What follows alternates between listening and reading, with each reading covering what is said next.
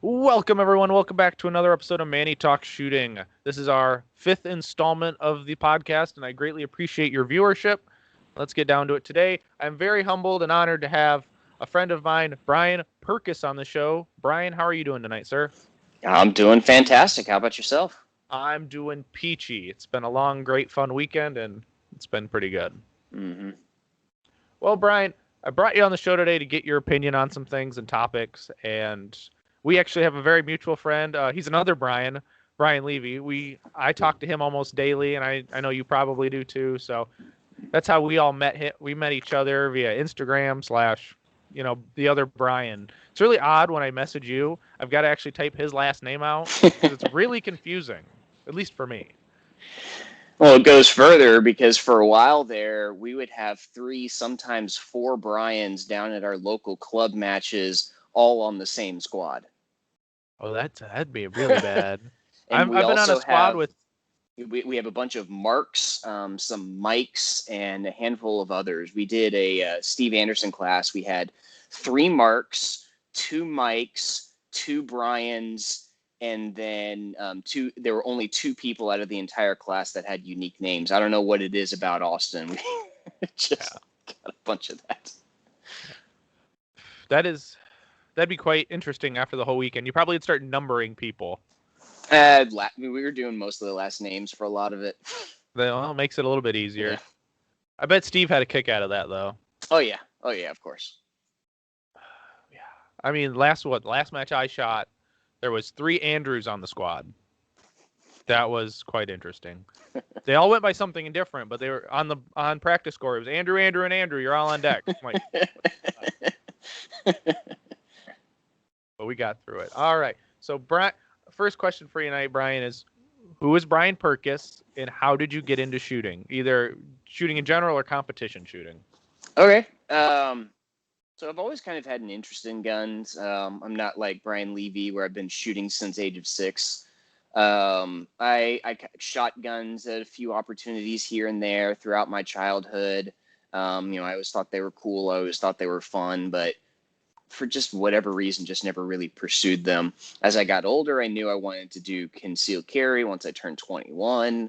And that was pretty much, I had it all set up. So I got my CCW pretty much as soon as I could. Whenever I turned 21, I think I could take the class a few days early because of paperwork delays or something like that. I don't remember. I think it was even a gift from my granddad who paid for my class, type of a deal, which was pretty cool. So my first handgun that I got was a Walther P99 in 40 cal, and I shot some. I dabbled around in things, and I don't know. I just never went too deep down the rabbit hole. Mostly due to finances. Young kid trying to pay for shooting stuff can be a little difficult. And then around 5 or 6 years ago, I moved up to Austin, and I had more disposable income, so I started buying more guns, and found the ARC, Austin Rifle Club, that wasn't too far away from me, so I joined that. Met some people there, trained with some people there, and found local matches, and I went to I think it was an IDPA match that was my first match, which is so common of a story. And I remember going to my first match just kind of a little uncertain of what to do. And I had, did all my research and had the perfect gun. And this was the deal that I was going to do for this division. And I was going to change it out for that. And, did all the research for all this stuff. And of course, that gun, a Springfield XD, that didn't last long on my belt. But got into it, and then over the next 5 or 6 years from then until now, I've had phases where things kind of gone in and out. I did long distance with my girlfriend at the time, now wife. That kind of took me out of the game for about a year. Life comes and goes. I've dabbled in IDPA. I dabbled in 3-gun for a little bit. I've dabbled in the tactical 2-gun world, the running gun world, shooting their 5-mile shooting competitions where you got to carry all of your stuff with you. If you run out of ammo, you run out of ammo. You should have brought more. So 5 miles shooting rifle and pistol all along the way. And so I've just dabbled in a little bit of this, a little bit of that. Didn't do any PRS competitions, but I did some long distance precision shooting. And every time I venture out and try out different things, I just keep on coming back to pistol. There's just so much, the skill ceiling is so high. Rifles, they're just easy to shoot. It didn't take me that long to get pretty proficient and doing very well at the two-gun, the tactical two-gun stuff in the area. And, shooting out a rifle with a good setup, with a good dope out to 500, yeah, whatever. Point, hold it over a little bit, shoot, hold it a little over, shoot. Okay, I got it. Not a big deal. But with USPSA, that's just where I've really, really gotten into it. The movement and the balance of speed and accuracy and the hit factor scoring. And just the more I get into it, the more depth I find, and the more it just really just, does something for me, and really I just love it. And so that's where I'm at. I've gotten I'm an M-class shooter in USPSA right now. I don't shoot IDPA anymore. I don't like their ones. They've got their down zero. That's a 8-9 inch whatever it is. And so if you shoot in here, you're good. But if you shoot here, then you need to take an extra 0.99 seconds to hit here. Then that's the true defensive thing. Oh, wait, appendix? No, you can't do that. That's too dangerous. You got to put it over on your leg so the pistol is pointing up range or just straight down your leg at all the meaty bits down in your leg. Now that's safe. Don't shoot this defensive competition, how you carry a gun. Shoot it with your fishing vest, and I should stop that rabbit trail before I get too far down that. And I'll say this: don't ban me, Joyce. Just USPSA hit factor scoring is awesome. The balance of speed and accuracy creates a lot of opportunity for a lot of depth, and the skill ceiling is virtually infinite. And the USPSA stages, the USPSA community, I just love it. It is, and I honestly I love the competition community. I haven't messed with any IDPA shooters, but everyone in USPSA has been so nice. They will hand you the gear off their belt just so you can finish a stage and not go home being the tablet keeper all day, because no one wants to show to a match, your gun break, and then either go home or be pissy all day because you should paid money. You drove there, you bought food, you paid the match fee, and then your gun breaks on the first stage. No one wants that. I've literally had that happen.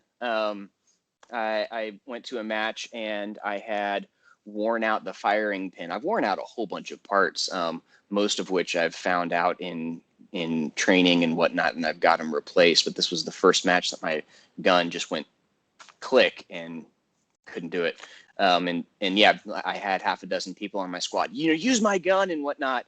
And honestly, I chickened out with my ego, and didn't want to use borrowed gear because everything was slightly different and whatnot. And I wouldn't have shot as well, and so my ego held me back, and I had an opportunity to do something new and become a better shooter, and I chickened out.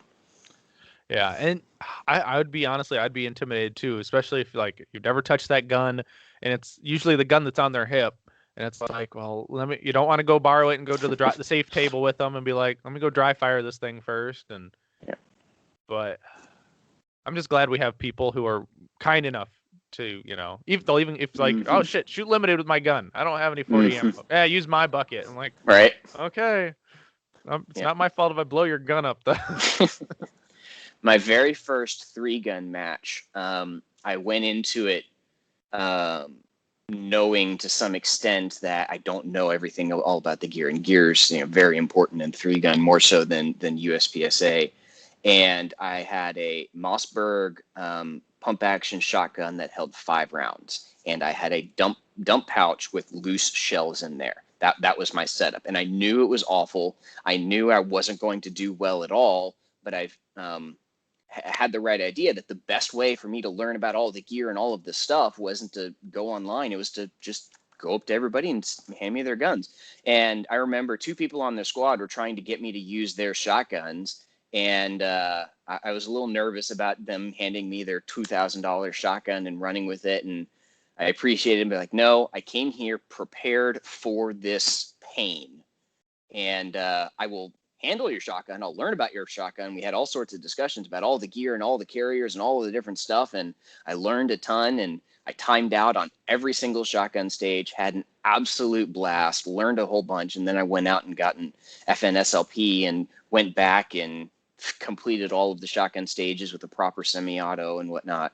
That was a lot of fun. But yeah, the shooting sports community, they're just amazing. Mm-hmm. Especially when after a match, you can go get pie. Oh yeah. I'm really jealous. We haven't, every match I've gone to, there's not been a restaurant close enough for all of us to go and sit down, but also COVID has been a pain in the butt about, because in Michigan, we got a restaurant shut down, I think 3 different times, and we're only at 25% capacity right now. This dates it. I mean, this is the end of February. This is the last day of February we're recording this. I got to remember sometimes these upload a little bit later than recording. Right. So you got to remember, we're in the COVID time still, y'all. Yeah. But, yeah, I want to say 3-gun is so gear intensive. You got your 3 guns, all the crap for those 3 guns. You need a pickup truck full of crap to even shoot the darn things. Mm-hmm. Although I'm kind of jealous. They get to keep their belt. They can take their belt off with their gun on it still. We can't. But, well, without, I mean, you might be able to get away with it, but, I mean, they have big boy rules. I guess, what was it? Someone told me today they have big boy rules. And I'm like, oh, yeah. Yeah, the tactical world and the 3-gun community world, so much unsafe gun handling. You know, they love. Yeah, I shouldn't talk about them too much because I am one of them. I still go out to the tactical 2-gun world, but oh my goodness, guys, so much unsafe gun handling. Oh yes, you hear the horror stories too from matches of things you'd never think would happen at a match happen at a match.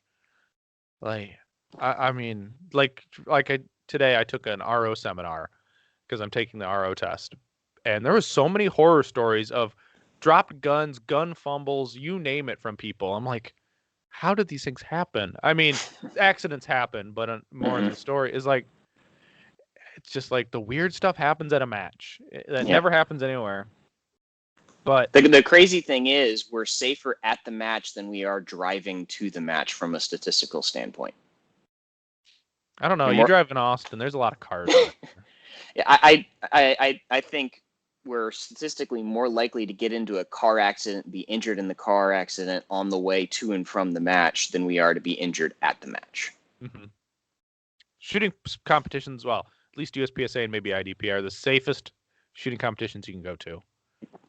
We're overly safe. All the rules are made to keep everybody safe. It might be a little dorky to some that you can't walk around with a loaded gun, but it's for everyone's safety and peace of mind. No one wants to have an anxiety attack because they don't know what someone's going to do, go over to a safe table, somebody getting muzzled or something. That's the way a sport gets shut down, is somebody getting muzzled and blasted. Right. We don't need that. But now I'm going to ask you, I know you've taken some training I know about, but is there who have you taken formal training from, and why'd you take the class? I've actually taken a lot of classes from a lot of people. I'm not a gun guy in the sense that I have a whole bunch of guns. I mean, I have a sizable collection, but it's pretty small compared to a lot of my friends. I like having a smaller, more focused collection, which allows me to have more money for more ammo. I have let's see. Yeah, no, I think I've straight up spent more money on class fees and ammo, the class fees, the ammo for the classes, and the transportation lodging for classes than I have on my gun collection. I like collecting instructors. This past year, bought a house, COVID, all of that stuff. I've definitely haven't gone to nearly as many classes as I used to. But back before I got married to my wife, which was a little over 2 years ago, I was going to classes all the time. I even done week-long classes and a whole bunch of weekend specific classes. So let's see. I've taken a USPSA class from Tim Herron. I did the I love full. Timmy. I've taken a Tim Tim's Herron awesome. class. I've got Yeah. my second one coming this year. It'll be Nice. awesome. Yeah, I actually hosted that match, and that was a lot of fun. That was his first experience dealing with cows on a range, and we're just like, "Welcome to Texas." Wait, you're that story? I'm that story. Oh, I love that story. That's a wonderful story. Like, because I've heard that story about the cows. Yep. I didn't know it was new. Yep. We look over and the cow's munching on one of our targets. Yep, that was fun. So yeah, taking Tim class. I've taken Brian mentioned Carl Wren from KR Training. He's a local guy. If you're in the Central Texas area and you're looking for concealed carry oriented classes, I highly recommend Carl. He's a multi-division USPSA Grandmaster and IDPA Master, and he has this full defensive pistol series that takes you from, hey, bullet goes out of this end all the way up to scenarios with simunitions and night classes with drawing from all of that different types of stuff. So it's a long, comprehensive, and excellent program. And the facilities, or the not the facilities, the facilities are nice, but the structure and the system that they have is great. They have rotations of waves, so one wave is shooting while the other one's loading, and you go back and forth. And they have multiple instructors there that are all watching for all of the safety things. And I've seen people. I saw an incident where somebody with their muzzle was starting to go this, and then boom, a guy was just right there and grabbed him to keep him from. So not the system that they have there and the methodologies, it's good stuff. So yeah, anywhere if you're in the Central Texas area, definitely check out KR Training. Let's see, I've taken Scott Jedlinski's Modern Samurai Project. I've taken Jedi's Red Dot stuff. That was a good one. He's definitely on my list. He's yes. on my training list. Yep, he's a great instructor.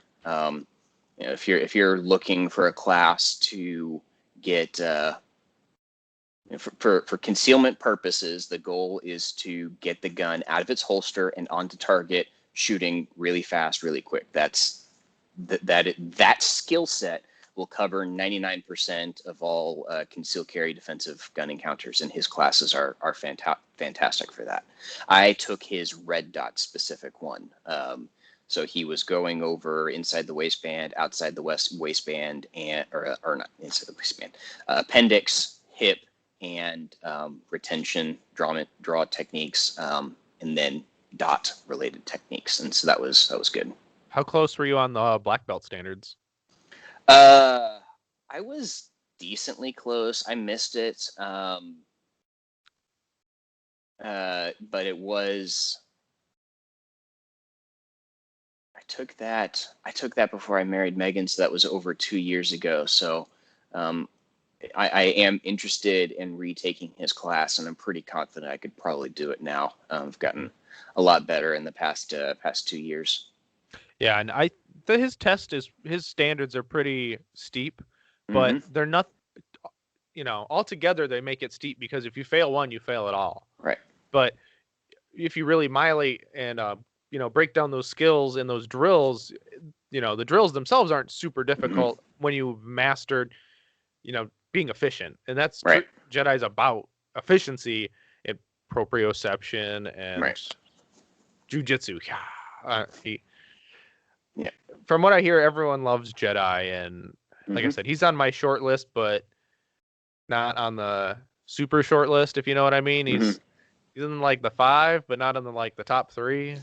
Right. But that's just because he doesn't focus on exactly what I'm working on right now. Gotcha. Yeah, so I assume you're focusing on USPSA related stuff. Well, yeah, just being a more proficient shooter, but yeah, Hmm. right now it's about doing as well as I can in the game because Okay. it's a game, and I mean, It is a game, but it also is still a game that we're focused on, or we're interested in the self-defense application. And for that, consider bumping him up, because if you take several USPSA focused classes in a row, that's good and all, but you can stick in a little bit of variety and have a defensive pistol one stuck there in the middle. mhm. And then his skills are. I learned a lot from him for shooting uh, the speed versus accuracy equation, getting a lot of as much speed as I can out of my gun while maintaining accuracy. So it was good not only for the concealment oriented stuff, but it did help me with my USPSA shooting. Right. And I believe you've taken a Kita Bussy class. If I've done her online audit stuff. I haven't taken her in-person class, but I've read her book and I've sent videos off to her of my matches for her to audit. And that's Mhm. probably the potential.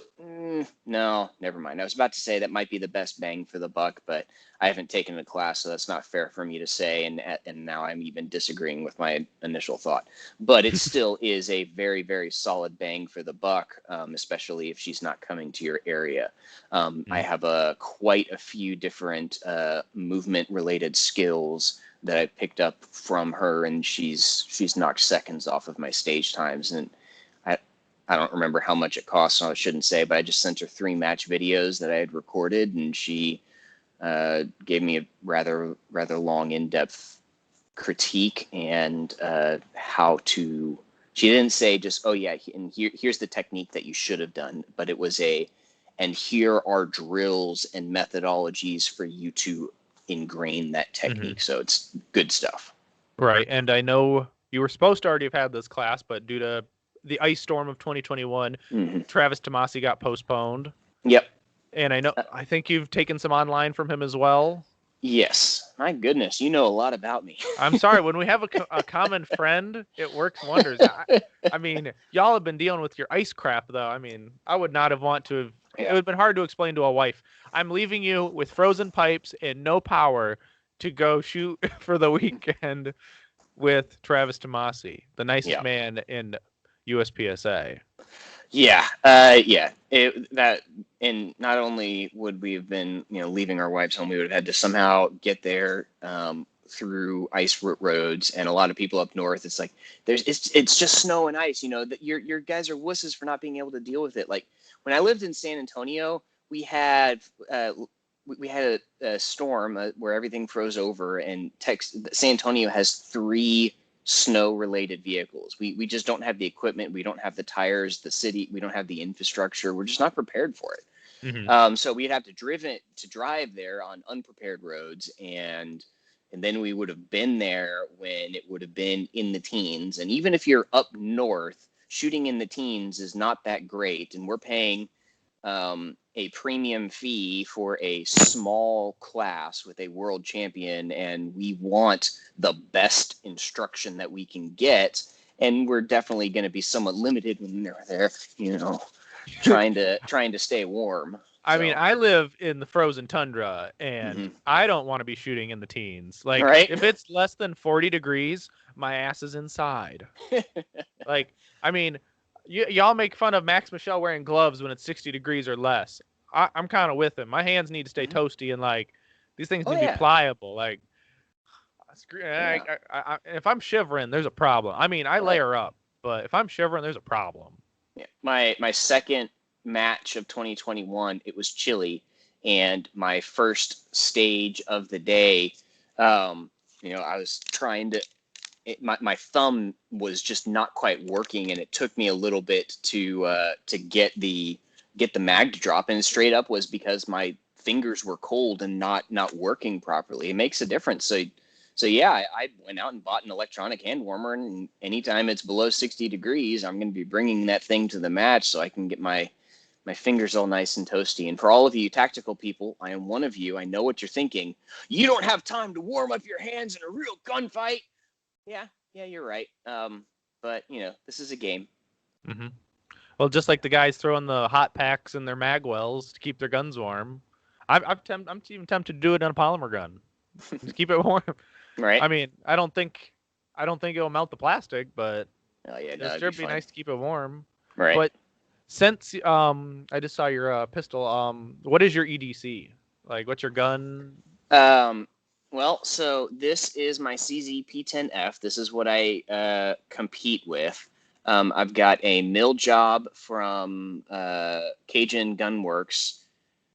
I got to brag on this. I'm not a gear guy, and I generally don't like talking about gear. And before I talk about my gear, I'm going to complain about talking about gear. Online, I constantly have people ask questions about, oh, what gun is that? What holster is that? I don't think I've ever had anybody in an online comment ask me, what's your training schedule like? What drills do you run in training? I don't think I've ever had any questions about that. Yeah. But anyway, rabbit trail aside, so this is my CZ-P10F. I I carry the CZ-P10C, and the P10C, I've got a steel guide rod in there, mainly because and an aftermarket trigger, and I think that's it for internals. Um, and the only reason why I have that in there, and it's not stock, is because I was competing with the C because the F wasn't out yet. The F had been announced, but it wasn't out yet. So I competed with the C, ultimately decided that I liked the C and went all in on the P10F line. And so for this is my, my competition gun, the mill job from Cajun Gunworks, both on my C and my F. You're probably not going to be able to tell, but the glass is literally in line with the slide. This is a factory height front sight with a rear sight. Can we get this? So I've got that nice low sight picture where there's those irons are just super low and out of the way, perfectly co-witnessed with my red dot. Yeah, this thing is just so low it can't get any lower because then the slide would be physically blocking the glass. So it's just awesome. And then in the F, I've got a tungsten guide rod, 15-pound recoil spring. I've got the HBI flat face trigger, mainly because it shortens it up a little bit, and I like the flat face style. And then I've got tungsten putty and tungsten weights in the grip to balance it out. If you have too much weight out front, it can kind of throw off the balance of the gun. And I've messed around with an aftermarket striker and an aftermarket striker spring. The aftermarket striker broke, and the aftermarket spring wouldn't ignite. Hard primers. I forget specifically which ones it was struggling with. So I'm back to a factory striker and a factory striker spring. So that's my carry setup, or my competition setup. My carry setup is mostly the same, just a smaller package. Gotcha. That's cool. I've never seen an optic that milled that deep. It's amazing. I bet it is. I'm just now getting my first red dot milled into a gun. I bought a new G17, bought an SRO, and it's getting milled. I wanted Empire to do it. I don't know if they'll be able to. They just took their milling services off the website. So, and they're, I think, in San Antonio. But we'll see. If not, I've got a backup guy here in Michigan who's does a pretty good job from everyone I've talked to, so I might send it to him. All depends on who gets back to me first, really. But the only reason I ask about gear is because, everyone asks about gear, and it's easier to cover it than be bombarded with the questions. Right. So we shoot and carry optics. So who makes the mag extensions for those anyway? So I have run Springer. Springer has now been downgraded to my dry fire mags. They just don't seem quite as durable. I've had an issue with one kind of breaking, and then what happened with that one. I forget what broke on the other one. Something broke, and the detent on here. Oh yeah, so it's a screw based hold in here, and Mhm. I lost the screw, and at a match, my mag just went poof. And then this one is bent, so I can no longer disassemble this without like really getting in there and getting at it. So this is just permanently my dry fire mag. I've got some weighted dummy rounds and then a bright orange top mag on there. I've tried the Shield Arms +5 extensions. I had that go kaput at a major because it's a big fat long deal and it gets narrower, and so the mag thing just really gunked up, or not gunked up. It got gunked up in there and then warped all of the springs, and it completely destroyed a mag spring on me. That was back when I was shooting the P10C and I needed the extra rounds in there. So through process of elimination, I'm now using the Henning base plates, I love the Henning base which are plates. somewhere over there. So they've got a little detent, and so I can just push it in and toolless remove it. They've been very, very reliable, and I'm a big fan of those. They're even textured on the sides for stripping them if there's any issues. So that's where I'm at. I'm surprised that I didn't know that the Shield Arms mags extensions would gauge. That was always my hesitation because they don't say on their website anywhere if they'll gauge. Right. And, I mean, I understand they're marketing to the tactical community essentially. Yeah. But So the +5s wouldn't gauge on the 19-round P10F magazines. I was running the +5s when I was using the P10C, so they took 15-round mags to 20-round mags. Yeah, I don't recommend them anymore because they were just really finicky, and I had to clean them a lot whenever things got dirty. right. I've heard that with the Hennings, if you use like a grams follower or if you file down the follower, you can get them all the way up to 24 rounds. Right now, I've got 21, but I plan on seeking out a grams follower and spring kit and giving that a try and see if it runs reliably, because that'd be fun to have a 24-round mag. Especially if it was a 24-round reloadable mag. So then you could have 25 in the gun to start, and right. Those you could go no mag change on a 24-round stage with no makeup. Well, one makeup, that's all you get. Right. But, yep, that's the plan. I want to get some more of that. Yeah. So now we'll be done with gear because we got it out of the way. So, right. What really motivates you and drives you in your shooting, like to get better and be proficient as you are? Like, do you have goals, or is there what really motivates Brain Purkiss to be at his level? So this is quite the, as simplistic. I just enjoy it. But as I've been pushing to try and get better, and as I've been setting goals of actually hitting GM and actually, seeing the light at the end of the tunnel, and gearing up for nationals. I was supposed to go to nationals last year, but I bought a house instead at the end of the year, and that, just wasn't going to leave my wife at home to deal with all of that. Pack everything up and move by yourself. I'll be gone. Yeah.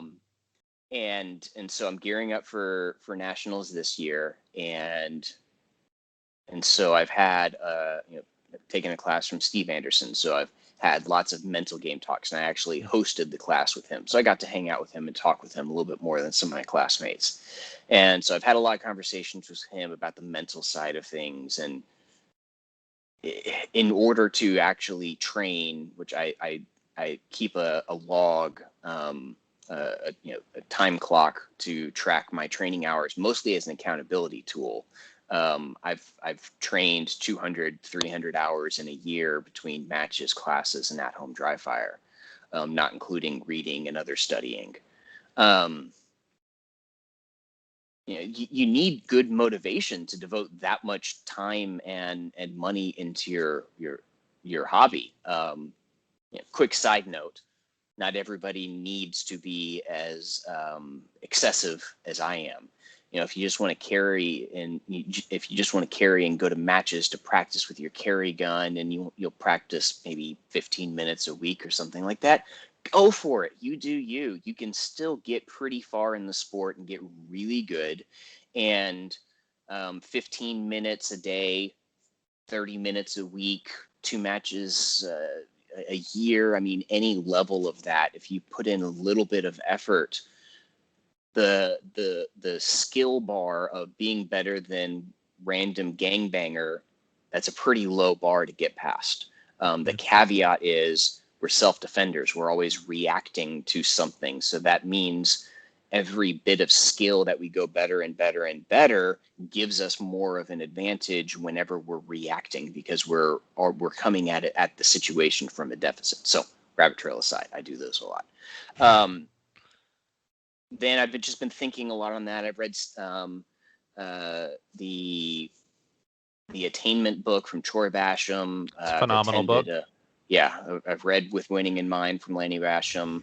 I've read The Mental Game of Tennis. I've taken a mental management class with Troy Basham, and so I've put a lot of effort onto the mental side of the sport, which is deeply intertwined with the why am I spending so much time into doing this? And on its surface, I just thought, oh, it's just because I enjoy it and it's fun.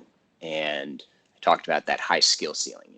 I tend to have an obsessive personality, and when I pick a video game and I play it and I get to that, top 90, 95%, I've beaten the game. I'm winning almost all of my FPS matches or games, whatever. I'm on for online multiplayer. Whatever the pursuit is, I get to the point where it's like, okay, I'm pretty much at the top and towards the top, and it's like there's not much more to it. I get bored and I move on. I haven't had that, and with how high the skill ceiling is, I don't see that boredom happening anytime soon. But as I've continued to dig into the mental side of the game, and now expanding the mental side of the match into the mental side of training, I've had some interesting realizations recently. And while all of those previous things that I said are true, I no longer think they're the main thing. I think the main reason why I do this is the addiction to the adrenaline rush of getting into the zone.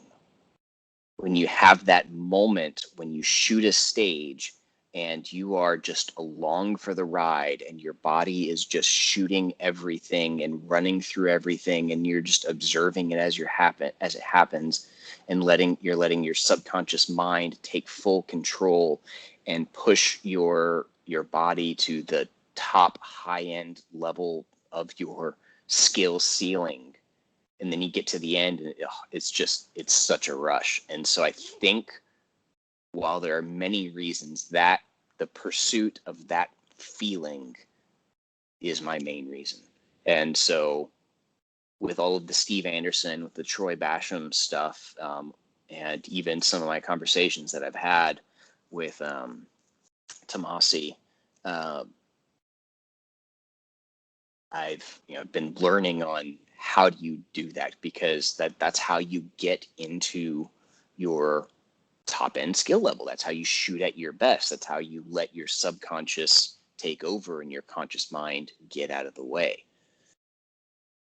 And it's just a rush. So I've been trying to figure out, how do I get into that more consistently? And my current pursuit, which I unfortunately don't have an answer for you, is how do I bring that into dry fire? How do I bring it into training at home? How can I get that at home? One, because it's my addiction, as it were, but also, if I can get into that state at home, my training can just go way further and way more.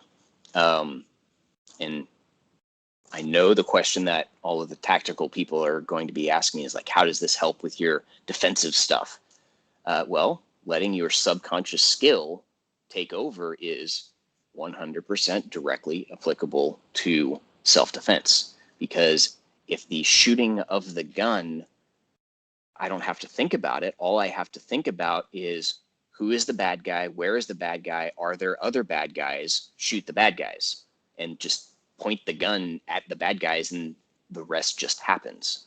That leaves more of my awareness to be aware of what's going on. It helps me avoid that tunnel vision, because if I'm having to think about what I'm shooting, my conscious mind is thinking about, okay, so I need to take up the slack on the trigger, align the sights. Wait, what's going on out there? Oh, yeah. Or the opposite, I'm not thinking about what's going on here, and I'm just pulling the trigger as fast as I can and going bang, bang, bang, bang, bang, and hoping I get lucky. So 2 interesting stories on that. I've heard from not just one, but multiple people who have been in gunfights, and they say the mental fear, self-doubt, all of those types of emotions, there's more of that type of fear at a competition in a gunfight, because in a gunfight, the adrenaline spikes so high, they're not thinking about any of that, and they're just letting their subconscious do all of the things. But in a competition, you have the prep. It's not there's a gun, go. You have all of the preparation and the build up and the waiting while you're on deck and all of that. So being able to create this state to let my subconscious take over allows me to perform better in not only matches, but in a defensive gunfight. And I've taken one of those in one of my classes. We got to do the whole simulator thing. They strapped the thing to my hip where it'll shock me if I get hit, and they give me one of those laser guns that shoots at a projector, and it's watching for the hits on the projector, and it's a scenario, and the person will fall over if you shoot them, and all of that type of stuff. That was a lot of fun. There's one, if you've watched any videos of these things, you might have seen this, but it's a theater where a guy, you're sitting waiting for the movie to start, and a guy comes in the emergency exit and starts shooting. So I start shooting the guy who's wearing body armor, so he takes a bunch of hits. So I shoot him several times, and then he starts to get back up, so I start shooting him again, and I see a woman coming across my field of view, in the row between me and them, and runs right past. And so I see her coming. I deliberately pause my shooting, wait for her to pass, and keep on shooting. If my shooting wasn't subconscious, I would have had tunnel vision. I wouldn't have seen her coming along. Afterwards, the guys who were watching it, and they provide critiques afterwards, they're like, hey, did you see this? Oh, yeah, I saw it. And I deliberately waited. And they're like, yeah, she gets shot a lot because people will get that tunnel vision, and because they don't have the subconscious skill of shooting, they've got the tunnel vision, and they're just shooting at the target, and they don't see the person. They hit the bystander. So lots of rabbit trails to answer your question. I really need to. Hey, no, they're fine. Stay I on mean, topic. they spike conversation. I mean, I will 100% echo that. I mean, the subconscious skill is so big in self-defense and competition shooting, even in life. Just having subconscious skill in whatever you're doing makes life and shooting easier. You can do other things. You can truly kind of multitask in life if you're able to. It's kind of like driving the car for the first time. When you first start driving the car and you're 16, everything is freaking out, and you're worried about this, worried about that. Now, when you get in the car, you barely remember the car drive from home to work. I mean, if you have to commute, I don't know if you're lucky enough to just go from one room to your office chair and then be on your computer. I'm not one of those lucky few. I have to drive, but my drive is subconscious. I get in the car. I think the most thing I think up is backing up, because I have to make sure no dumb person's driving down my road and not noticing me, or I'm not noticing them. But I am also a mental management graduate. I took it from Steve, though. It's a phenomenal class. I mean, anyone should go take mental management.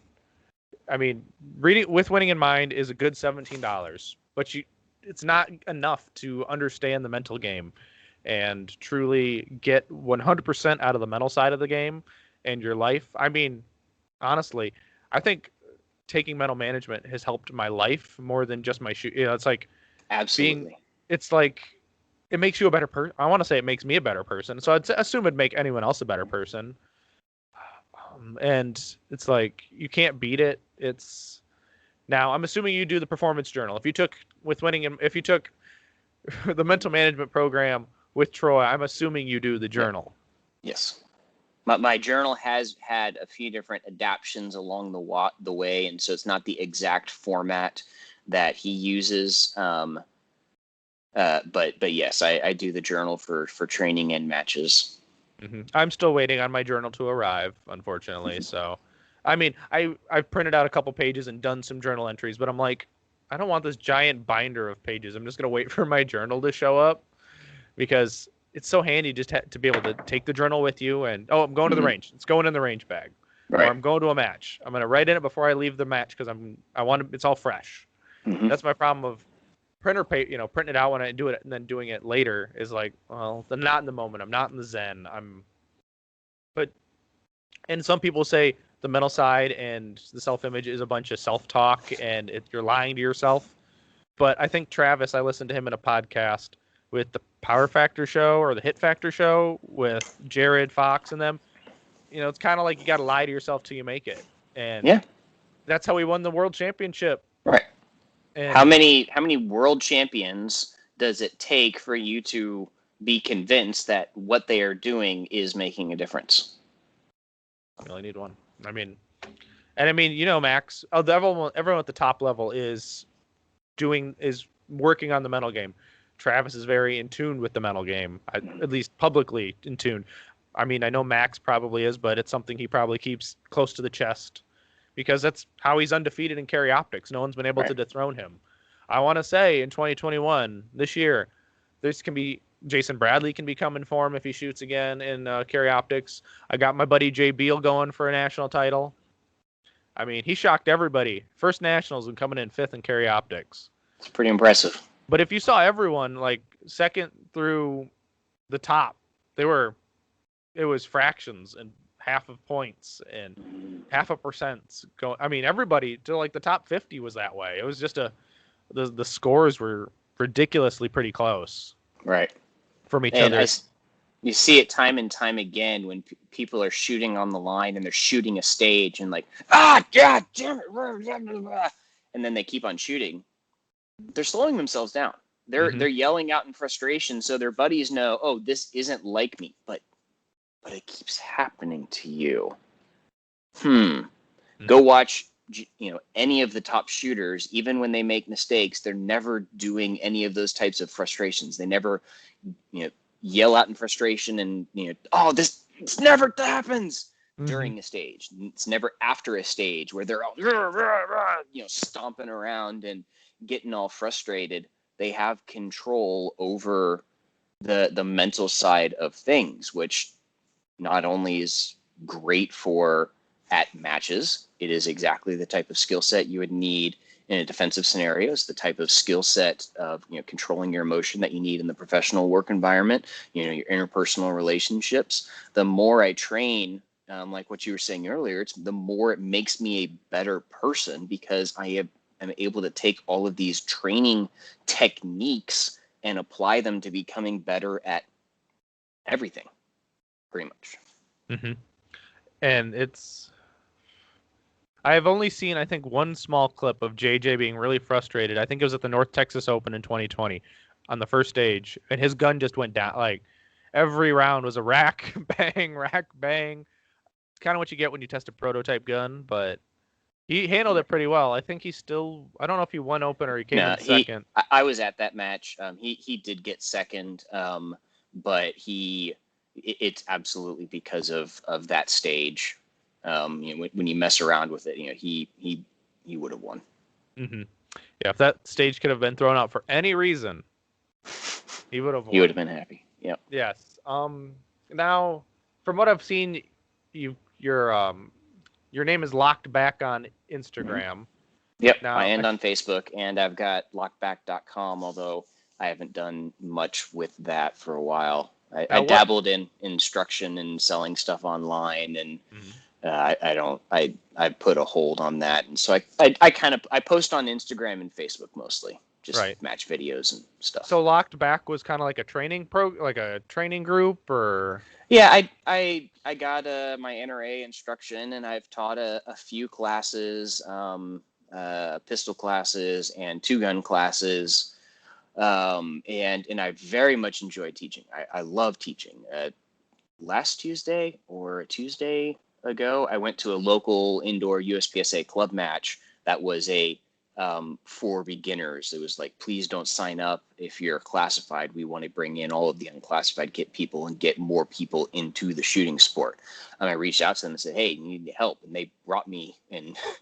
At the beginning of the match, I was with a buddy of mine. I don't know if he wants to be named, but it's like, look over there. There's Brian and, that guy.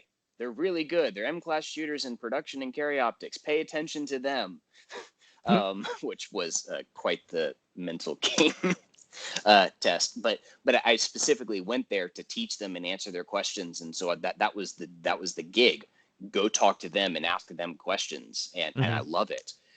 What I don't love about teaching is the coordinating with range owners, the dealing with payment processors who take a lot of your money, the insurance, the taxes. I just got fed up with it, and I couldn't ever get the critical mass of enough students coming to put up with it. And then COVID hit, and I just didn't pick it back up. Right. I mean, COVID has killed so many dreams.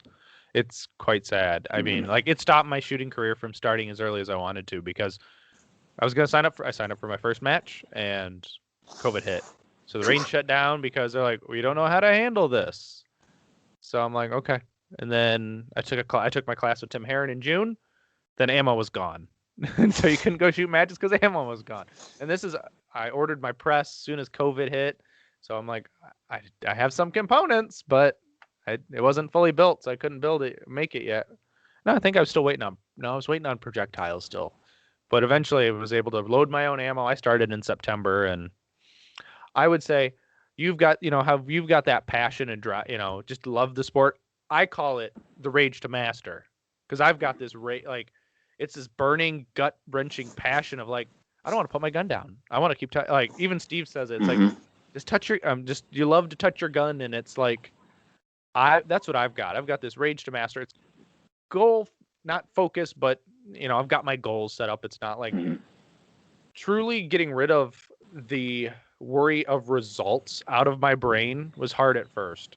But soon as I threw results away and just thrown it to the trash bin and said, let's focus on the process, things come. Training blocks dissolve.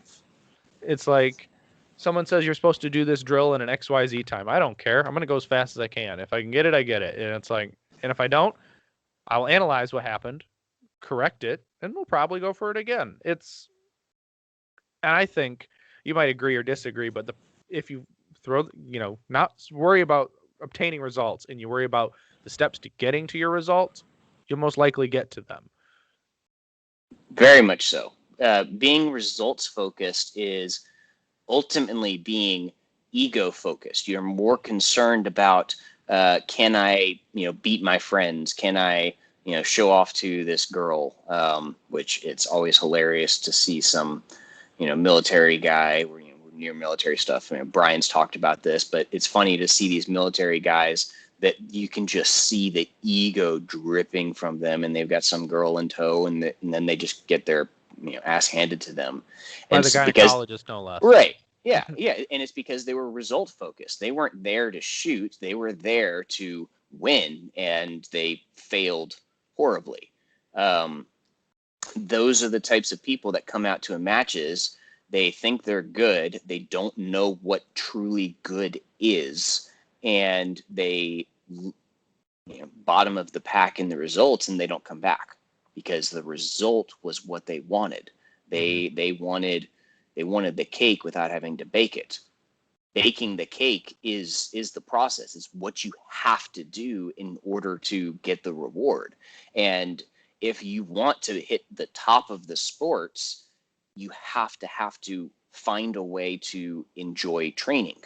Otherwise, what's the point? Nobody becomes Eddie Van Halen without crazy amounts of work. There's a famous interview where somebody was interviewing Tiger Woods' dad. It's like, how did you convince Tiger to get out on the golf course? It's like, convince him to get out. We had to convince him to get off. We had to convince them to come in for dinner. That's what it takes if you want to be to that top level. If you don't want to be at that top level, just go out and shoot and go practice a little bit here and there and go to matches. You will have a lot of fun and you will become a way better shooter for it. But if you truly want to get good, you have to focus on putting in the work day after day after day. I recently read a book. What book was this in? I forgot what book it was in. I've been reading a bunch of stuff lately because nobody's going anywhere. Some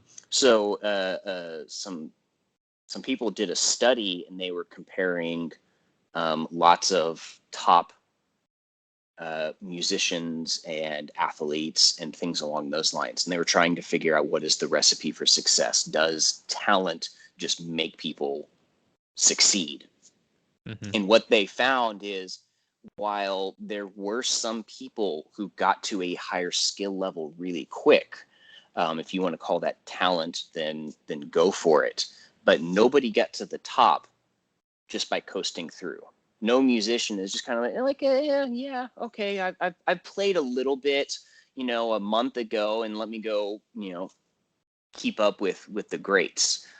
You got to put in the work if you want to get to the top. And so, again, with this study, even though some people got really good really quickly, nobody got to the top without their countless hours worth of work. And even people who didn't have the talent and they didn't get really good really quickly, they were still able to get to the top and really perform. So if you want to become a really good shooter, you gotta put in the work, and you have to find a way to enjoy it. Otherwise, it's going to be drudge work, and you're never going to get there.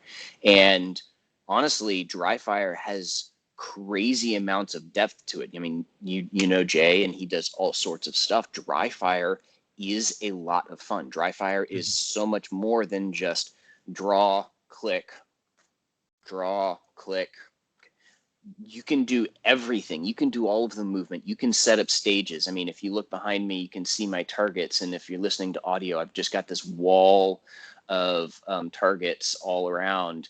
And you don't need you don't need this many targets.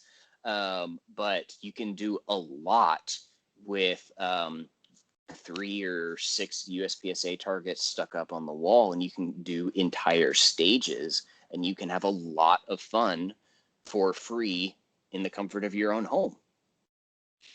Just the investment of the targets and time. I mean, that's all it is. It costs you time. But if you want to get the result, if you want to get better, you need to. I hate putting the word result in anything. It's why I don't use the word fast in the context of shooting anymore. Right. Because it could be fast and inefficient. But if you put in the time, you'll get the gains.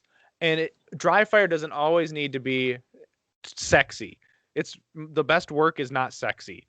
It's looking like someone who's like mentally challenged in your loft or basement, running around with a gun in their hand, pretending to shoot targets. But you get the gains, and it's not sexy. It's not always sexy, and you don't have to do it for the gram. I mean, all these Instagram operator guys who are like, oh, look at me do my 1R1s and look how fast that was. I'm like, yeah, but you were hella inefficient. You did the stupid like flex out here, did the tactical turtle, and then you did your index, and then you came back, and then you scanned and assessed, like you did the hair whip. It's like they forget the steps and the processes of, well, why do you scan? Why do you look left and right? Why do you scan? Or in that kind of context. And it doesn't have to be glamorous. Like, if people stopped worrying, just doing dry fire for the gram and looking cool, and sure, you can post it and get feedback. And because my first dry fire videos on Instagram were horribly bad. You know what I did? I put in every one of them, I am willing and want your feedback, good or bad. Please give it to me. Be constructive, though, and don't beat me up. But give me my constructive feedback, and I'll work on getting better. I don't care if you're a C-class shooter, a grandmaster, a world champion. I'll take everyone's information in, and maybe I'll try it. And if try it and it doesn't work for me, I say it. But if you at least try it, it doesn't hurt. I mean, you might have wasted a week of trying something new. And that's where dry fire is so awesome. Yeah, because it's just time. It's just dry fire. It's doing whatever you want. The key is, like you said, being honest with yourself, because if you're doing your, flailing about, and it's obvious that your sights are just bouncing like crazy as you go do your thing, you're just lying to yourself. And as soon as you go out to the range and go to a match, you're going to do awful. And so, dry fire is training. That is where the work happens. Live fire, you can learn from live fire and you can have fun in live fire, but live fire's primary purpose is confirmation of the skills that you are practicing in dry fire. Get a shot timer, use par times at home in dry fire, use your shot timer in live fire because the shot timer doesn't lie, and find a balance of speed and accuracy. If you're going for tactical, find whatever your vital area tactical level of accuracy is that you want. If you're going for sport, use whatever sport target you're using and push to get better and put in the work and try it all out, figure out what works. It really is that simple. It's not that complex of a thing, but you have to leave that ego at the door and try things out. It's a good thing if you push something and it was an experiment. Whoop-de-doo, it doesn't work. Try something different. Brian Levy will come over to my place and we'll do dry fire here. And what usually happens is we each have a skill, a thing that we want to work on, and we'll put things to the test. And I'll have my movement theory, he'll have his movement theory, and we'll try them out. And I've been wrong on things where I thought, hey, this might be an efficient, effective way of doing things, and we tried it. It didn't work. Learned something new. Now I get to move on and do things the better way, because if I had clung to the ego results based, oh no, this is the way, this is the, oh, looks great for the gram, whatever, I'd never get better because I just cling to what my ego, and it's like, oh no, this is it, this is the good way of doing things, and just let go, let the timer do its thing and put it. Yeah, and honestly, if we all can just take our ego, put it in a little box, and just drop it off at the door, like your keys, everyone gets better. I mean, I've been to classes where I've been to a class and I felt this. Oh, I'm a pretty good shooter. This was my first class. I took a class. What was it? It was a Steve Fisher class. It was a 4-hour clinic he did. It was a handgun accuracy class. I don't know if you know who Steve Fisher is at all, but I took his class and I thought I was pretty good. My ass got stomped by everybody. I thought I was good. I mean, then you blame the gun. Oh, it was the sights. It was my trigger. It was my stock trigger. No, it's you, dumbass. And one thing I learned from that class was emotional control. Being in control of your emotions. It's like, take the time. It was an accuracy class. We had all the time in the world to do these drills. Just take your time, focus on the process, pull the trigger straight to the rear in one velocity. Don't stop, start. It's bang. Just do it. Do the process and keep your emotions out of it. If you let your emotions take over, then the wheels fall off and you're not having a good day. And your ego gets bruised even more. But if you had thrown the ego out and said, I'm going to learn as much as I can from this and do 100% of what they're trying to tell me to do, I'll get better. I took the class again a year later. I mean, I had a different gun, but I put a red dot on it. It was my first red dot experience.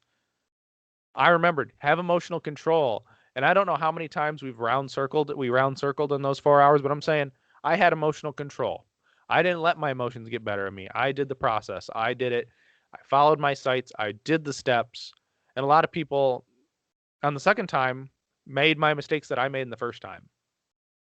And I think if we're able to keep ourselves in check, have emotional control, and be willing to learn, and truly having that willingness to learn and have that open mind of things, there's nothing stopping us to being excellent shooters. Defensive, competition, precision. It can be pistol, rifle, shotgun, whatever. I mean, we can all get better with just doing the thing. That is why we do it, to kind of get back to what you were talking about earlier. Why do we do this? Well, that's why, to get better.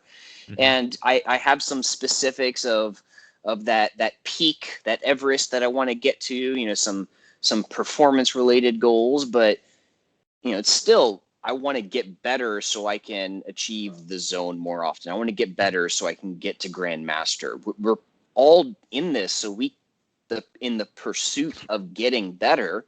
And in order to get better, you have to fail. You have to try out a technique that ultimately doesn't work. You have to try and push your speed so you can get to that next level, and then your accuracy will fall off, but you're getting faster. You have to try all of the different things, and before you know it, you're just going to be in a much better place than you were, a year ago, and you're never, ever going to do that unless you go out and put the work. So, have you ever encountered somebody who says, "Oh, I'll come to a match when I get better"? I used to think like that until I listened to enough of Jedi's podcast. Now is the time, guys. If you're listening to this, sign up for a match. Go to practicescore.com, find a match in your area, and go. Take the gear you have. I don't care if it's a high point or whatever. Take the gear you have and go shoot a match. It'll be the best $20 to $25 you spend. I mean, ammo's expensive, guys, but they're going less round counts now. Go to an IDPA match if they're lower round count. Even go with your buddies and compete privately. That shot timer ain't gonna lie. Set a course of fire up and go compete. Don't wait. Awesome. Tomorrow is never. You're never gonna be ready. So don't wait. Just go. I've never met someone who said, "Man, I'm so glad I waited an extra year before coming to these matches." But I have met a lot of people, "Man, I wish I started doing this sooner." I wish I found competing sooner. I really wish I do. I mean, I wasn't financially prepared to start competitively shooting. Well, Brian, I'll be honest. I was young and dumb and had a lot of credit card debt. So now, guys, I'm 100% credit card debt free. Woohoo! And that was very hard and humbling. And having to check your ego at the door for that too, and be like, there's got to be a way to do it. And instant gratification is bullshit, guys. If you want it, save for it. Like that SRO, I saved for it.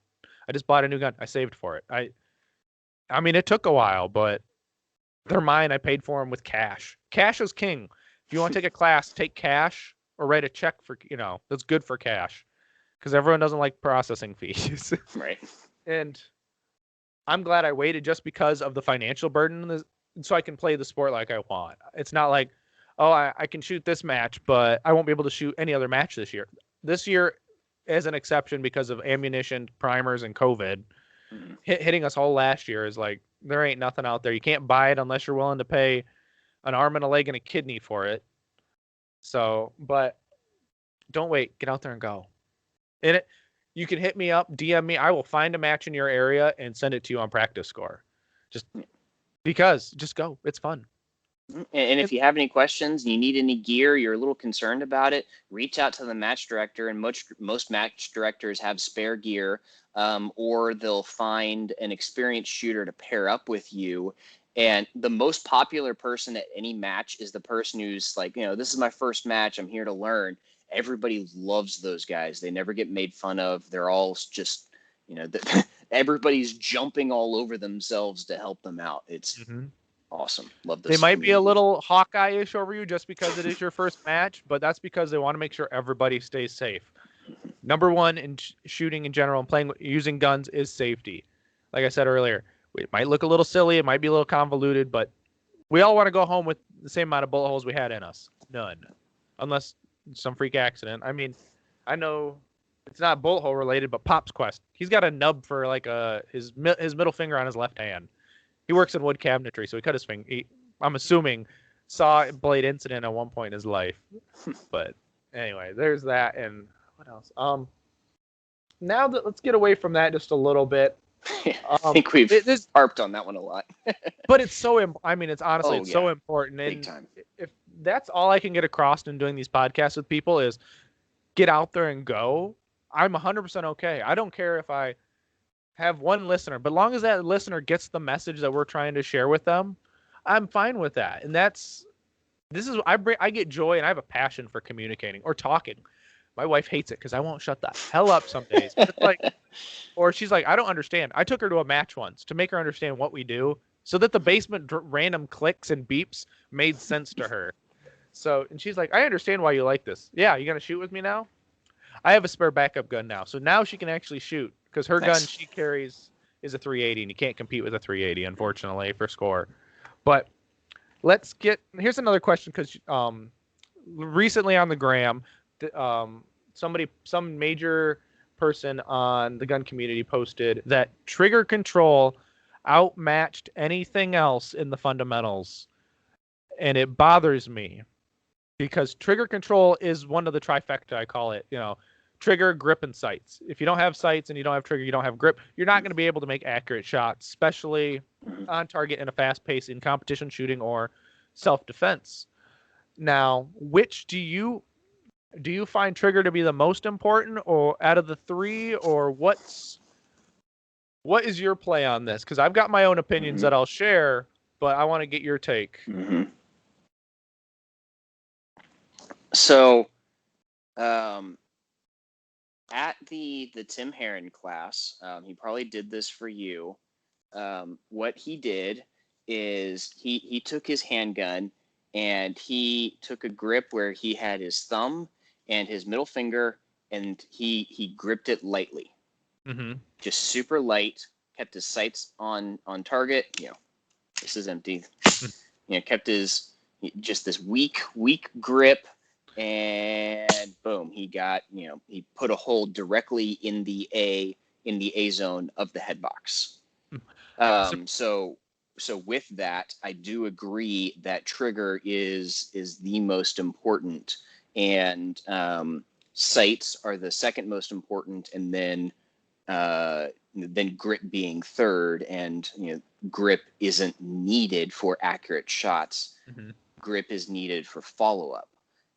Your sights are needed for accuracy, but we are not bullseye shooters. We are practical pistol shooters. So that means we have a lot of forgiveness in our sights for the type of speed, the balance of speed and accuracy type of shooting that we're doing, which is magnified more for defensive shooting, because we just need to get holes in the target. Now, it's not to say that it's not important, because it definitely is important, because we need we need to not hit bystanders, not to hit no shoots, need to not miss, but we still have a decent amount of forgiveness. You could have the firmest grip in the world, you could have the most perfect sight picture, but if you're yanking the trigger on every shot, you're going to miss every time. And it's honestly, actually, Tim didn't show us that, but in the Steve Fisher class, he would hold the gun with his I don't have a gun with me, but he'd hold the gun with only his trigger finger and his thumb, and we would do that and show straight back to the rear. And literally, how it didn't matter to have a grip. But I will say, you can get away with, in practical shooting, you can get away with a shitty ass trigger press with a very good proper grip. And that's, I would say that trigger and grip are almost 40-40, where in practical shooting, the sights are maybe 10% of the equation. But they're still important. But I can slap the trigger, I will quote Steve Fisher, slap that trigger like it owes me money, and still have a very strong grip and still get the shots I need on target. Yeah, that definitely makes sense. Grip is important, and grip is, in my experience with teaching new shooters, grip probably has one of the highest ROIs. Just in 30 seconds of, hey, just shift it up and get rid of that gap in the beaver tail and get your thumb out from underneath, so you can have a full as much surface area on the gun that you can get a very, very large return. So yeah, that definitely makes sense. That's definitely a very, very valid point. And I mean, that was one of the biggest gains I kind of had learning about practical pistol, is that my support hand was never strong enough. And when you dry fire a lot, it seems like when you're newer to dry fire, you can go really fast. But did you have a proper grip on that gun? Probably not. You're like flipping the gun around and you're barely holding on to it because it's not going to go bang.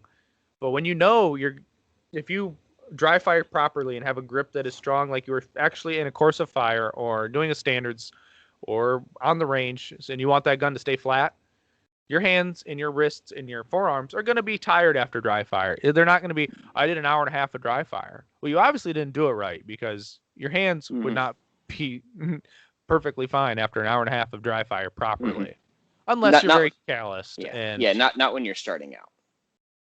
or I've definitely trained myself to the past the limit, and I've had to take multi-weeks off because I chewed my hands up or strained the muscles in my forearms, and so yeah, you definitely can get really tired.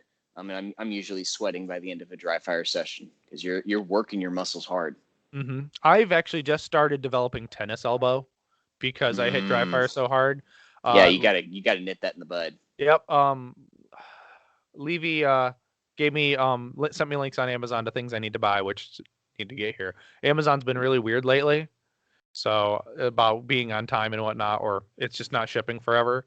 So I've got those things ordered, like the ball and the weird finger strain Mm-hmm. things. Those are on Yep. the way.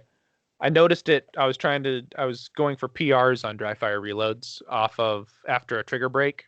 So you'd prep the trigger and take the shot as after the timer beeps on your timer, and then go for the reload, and then get Mm-hmm. back on target after you're going to take another one. I was hitting 0.6s pretty consistently, but Nice. like my arm, like I did it like the next day, and my arm was killing me. It's like, oh no, this is not good. So it's got to Mm-hmm. go. And Yep. but it's crazy how your body it'll just do those things. It's like it's a repetitive motion injury, and Right. if I nip it now, I won't have issues later, Mm-hmm. and I can feel it kind of when I'm using it or not using it. It's just like, wow, this is really sore. And Mm-hmm. but I think everybody who takes this seriously enough kind of gets the shooter's elbow or tennis elbow, whatever you want to call it. I think, Yeah. what was it? Chad Riley, he has a blog about shooter's elbow, about curing it. I haven't looked it up, but somebody told me about it. Yeah. Um, That this type of stuff is one of the multiple reasons why I prefer multiple shorter sessions rather than one long marathon session. I'd much rather have 4 15-minute sessions or 2 30-minute sessions than one full hour-long session. and that's how I do my dry fire. My dry fire is 2 15 minutes, if not 3 a day. So I'm doing dry fire 2 a days or 3 a days, 15 minutes, because that's how I can get down to the dojo. And maybe one day I will do all 12 the first 12 of refinement repetition in maybe a session or two. Get all of them done. I try to do the 3 minutes a piece or something like that, and that might take a day, and that might be dry fire. And other days it's like if I'm trying to micro drill and analyze a skill, I'll break it down into one whole session of 15 minutes. I'm not beep, do the drill, and then all right, we're gonna set back up again. I take my time. I go back to doing the Mm-hmm. because I've got it's just time I'm using, which is Right. wonderful. But let's see. Oh, some we've got a couple more questions, but here's something. I love this question. What is something that current Brian would love to tell past Brian about shooting?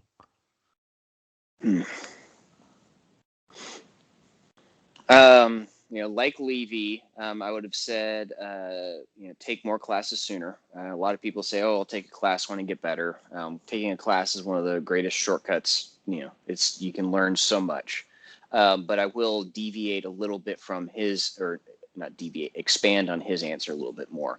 And that is validate instructors. Don't just go take just any class. Not all instructors are created equal. Just because somebody was a cop for 20 years doesn't mean hardly anything. And just because somebody was in the military doesn't mean hardly anything. I love when John from Active Self-Protection talks about this, because he's an instructor and he's grown a lot as a shooter throughout the years, and he's had such amazing opportunities to take amazing classes from amazing instructors and whatnot.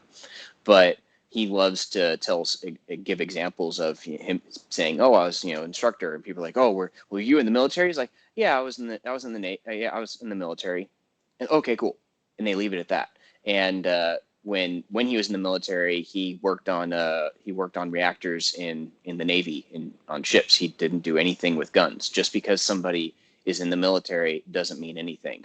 It means that they passed basic with a rifle and received hardly any instruction with a pistol. So just because they were in the military doesn't mean much. And same thing for a police officer. There are many, so lots of, I hear time and time again from police officers that most police officers don't practice with their pistols, and that's scary, and that's a whole other topic.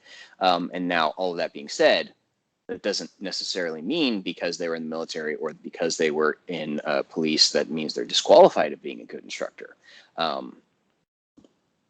It just doesn't guarantee that they're a good instructor. So validate, find a way to determine their skill, any instructor. So take classes and make sure that they are skilled instructors by demonstrating skill.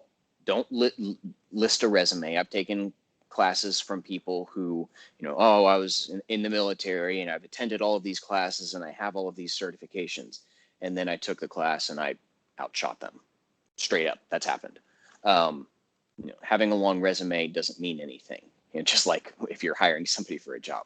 Find instructors with demonstrable skills, meaning they have achieved classifications in a shooting sport of whatever you're interested in, or they've won shooting competitions, or whatever it is, or at minimum they have videos of them posting online doing really fast draws and whatnot. There was a different instructor in the area that I'm not going to mention the name, but he was in the military. He built up quite a reputation online, and so I had just finished up Carl Wren's classes in the area, and so I was finding somebody else. Who else can I take classes in the area? I like collecting instructors, and so I was looking into him and asking around.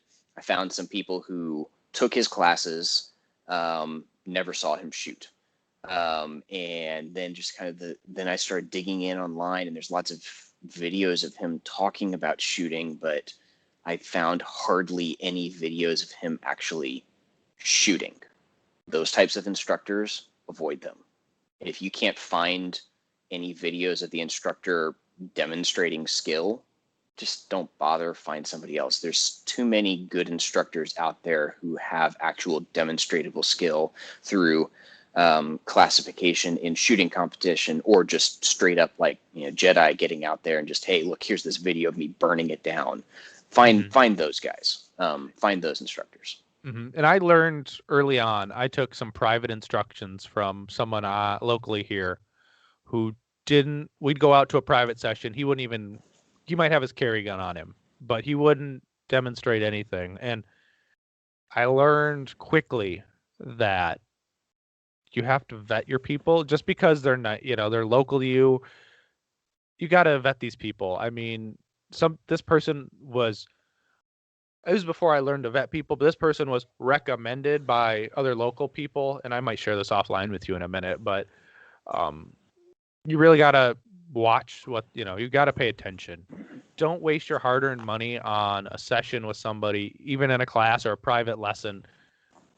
It's worth your money and time to take the 30 minutes to an hour to thoroughly review somebody.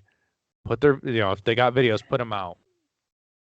And ask around. This is what social media is for, guys, to be social and ask and interview people. It's like I saw you post on Instagram, you took this guy's Tim Herron's class. What's he about? You get information. Don't ask, what'd you learn at the class? Or what is Tim's secrets? Because that's his point of instruction. Go take his instruction. But you can very much go ask, was it worth it? Did you come away with anything? Did he convey the information well enough? Did he care that you were there? Besides that, he paid you paid him money. And if they're there for the money, ask for a refund and get your butt out of there, because you're wasting your time. If it's just a dick jockeying, look at me with my dick beaters and look at me burn this down at 3 yards, or we're gonna do dot torture all day. I don't want to do dot torture all damn day. I don't want to shoot B8s at 25 yards all day. I'll shoot B8s at 25 yards to see how I do, but if that's all we're doing for the day, I don't want. Especially, that's a lot of people's curriculum, and I know Chuck Pressburg is big on the 25-yard B8s in 10 seconds or whatever. A B8 is a good standard for, accuracy, especially at 25 yards. I can't see that well, even with prescription. So it's a good test of, physical control, all the fundamentals, grip, sights, and trigger, and getting on the gun, yet being accountable for all those rounds you throw at it. But it's just a skill set. Mm-hmm. It doesn't encompass everything about practical pistol, be it for USPSA or self-defense. There's a lot more skills involved other than creating a bunch of holes in a single piece of paper. Right. And if you're going to go to, I'm not saying don't go take a movement class or a car class, but don't have that car, shooting around a car be your first introduction to pistol shooting either. Because that's way over your level. I don't know you might be an awesome pistol shooter, but learn the fundamentals, take a fundamentals class, 1, 2, or 3 of them even, take different instructors courses. And then maybe in a year later, go take that vehicle class because it's fun and you want to have fun with your buddies or whatever. Yep. But don't be a ninja mall door kicker. And it's like, got to be sensible, guys. I mean, right. And I see so many people, I'm not saying don't go buy nods or night vision or body armor, but do you really need to go, you bought your first gun, do you really need to go buy nods right out, spend $21,000 on nods when you can't shoot a pistol and all you're doing is posting for the gram and being Gucci? It's like, yeah, I mean, are you a D, C class shooter and you've spent all of this money on nods that you'll never use other than giggling in the dark, which is fun. And if you have that kind of money, great, go for it. But if your true goal, and this is where we go back to that ego, if your true goal is to actually be good and not just appear to be good, that money is going to be better spent on classes, training, and ammo. Oh, absolutely. So, it's like in how Levy puts it, buy it cheap, stack it deep, bury yourself in ammo. You can never have too much ammo, guys. I mean, don't be a dick and hoard it all because no one else can buy it right now, but buy it. I am going to, when things come available, I'm going to buy components and buy loaded ammo. I'm going to, every time I go to the gun shop or whatever, I'll make a trip, buy 50 rounds, buy 100 rounds and put it away because I won't need it. But that's just how it's got to be. And I mean, if you put more money in your training and ammo budget than you do in your gun budget, you're probably doing pretty well. And you're going on the right direction. I'm not saying don't buy a gun that you want, but don't have 17,000 pistols and no 9mm. Because what is that pistol going to do? It's going to be a brick. Right. So when the zombie apocalypse comes and you have no ammo to defend yourself, your friends are going to come raid your house and take all your guns because they have the ammo. Or, I mean, even if you do have all the ammo and you have the nods and you have all the rifles, if you can't shoot it worth anything, then it's still not going to matter. Right. And all of that gear doesn't translate to skill. Just because you spent $5,000 on the super tricked out 2011 doesn't mean you can magically shoot at a grandmaster level. A buddy of ours, Tony, he went to nationals this year. Oh, Tony Wong? He shot and he got 23rd at USPSA nationals, the highest level of competition in the United States with for practical pistol, and he did it with a stock red dot G 26. Yeah, itty bitty little tiny thing. Tony used to joke that he was shooting carry optics with a magwell because he had to flare out his fingers in order to be able to seat the mag because if you're not familiar with the G26, it's like yay tall. And so it's this itty bitty tiny little, carry gun, and it was stock. And he got 23rd at nationals. Your gun, your expensive gun is not making you a better shooter. So if you can't shoot for anything, work on getting better because buying a gun isn't going to make you better. Absolutely. And I think honestly, if we think about the mental game, conscious skill, subconscious skill, and this mental, self-image, you can take it almost as gear, skill, and training, and not replace that, but as another Venn diagram. You need to have the skill. You need to have the proper gear. You need to have the ammo. You can't have all the ammo and none of the other two, or all the skill yet no guns and no ammo. I think I heard Jaeger said he'd rather have someone with training with no gun than a guy with a gun and no training. I mean, it kind of makes some sense in some ideological ways, but it's like you need to have the trifecta of the stuff, the skill set and the training to go with it, and the ammunition to go behind it.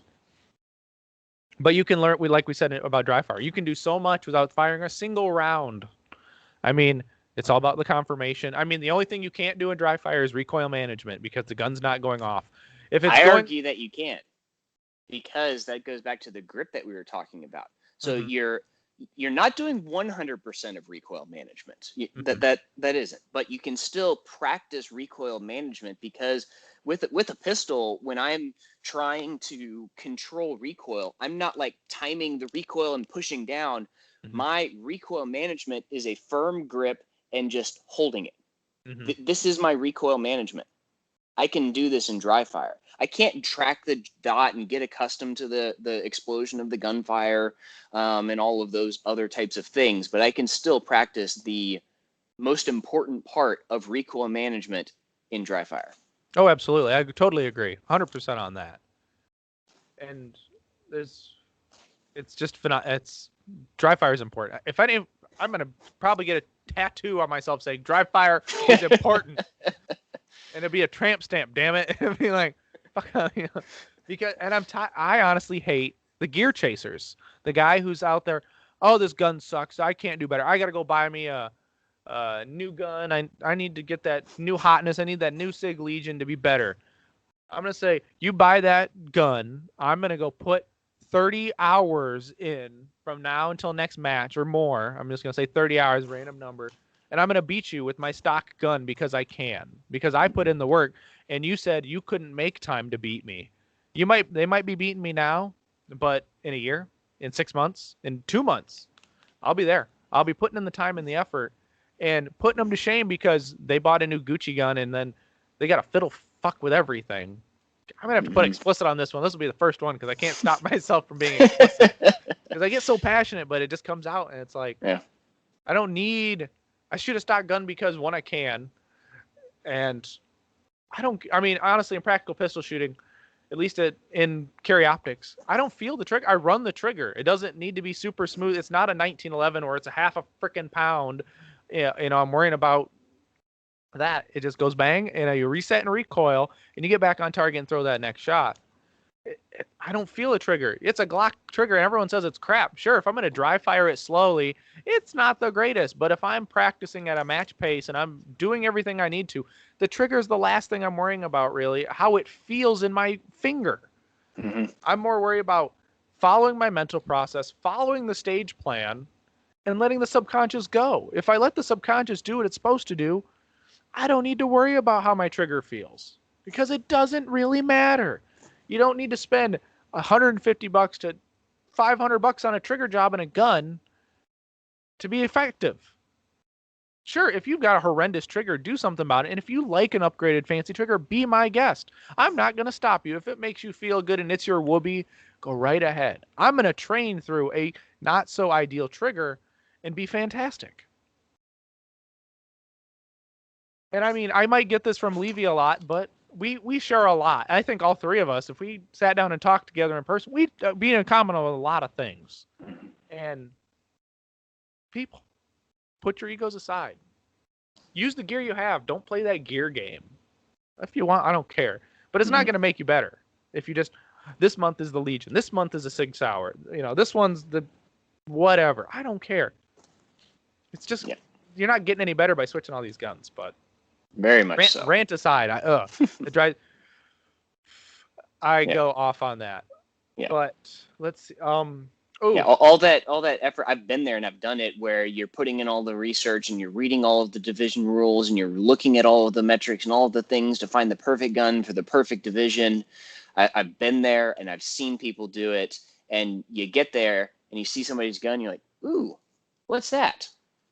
And then it starts all over again. You're hooked on the other thing, and it could be valid where that is the gun that is better for you. I used to shoot the P320 series, and it's a big gun, it's a fat gun. I've got kind of average size hands, and I got an opportunity to shoot a P10F or a P10C, and it just fit, and it just worked for me, and I shot it and I switched. And so that was an instance where I could have done all of the research. I did do all of the research and it just didn't quite work for me. And sure, I absolutely could have pushed through and gotten better at the P320. And I'm sure if I picked up a P320, I could probably put out the same type of, put a little training and put out the same type of performance that I could with my P10F. I could go pick up a Glock and do the same thing. heck, I could probably go pick up a Springfield, whatever they're doing these days, and get pretty darn close to all that. Just find a gun that runs reliable and that makes you want to shoot. That's probably the most important thing.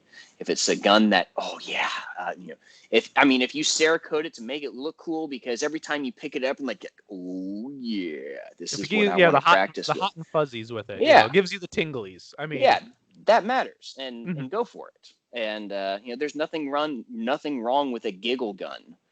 I have some giggle guns, and they're fun and whatnot, but I don't use those as a crutch or an excuse or in any way believe that that's gonna somehow make me better. Mm-hmm. Now, as we're getting near the end of our show, I steal this from Scott Jedlinski. This question is my favorite thing that he's ever done in a podcast, and it's, what is something that people can start doing or stop doing to get better? Gosh, part of me wants to beat a dead horse here, but we've talked a bunch. I mean, my gut reaction would be, put in the work and put in the training and stop prioritizing gear, but we've talked about that a bunch. So let's see.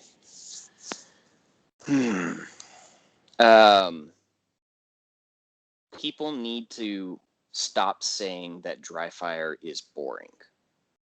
Dry fire is not boring. If you think it's boring, it's because you're doing it wrong.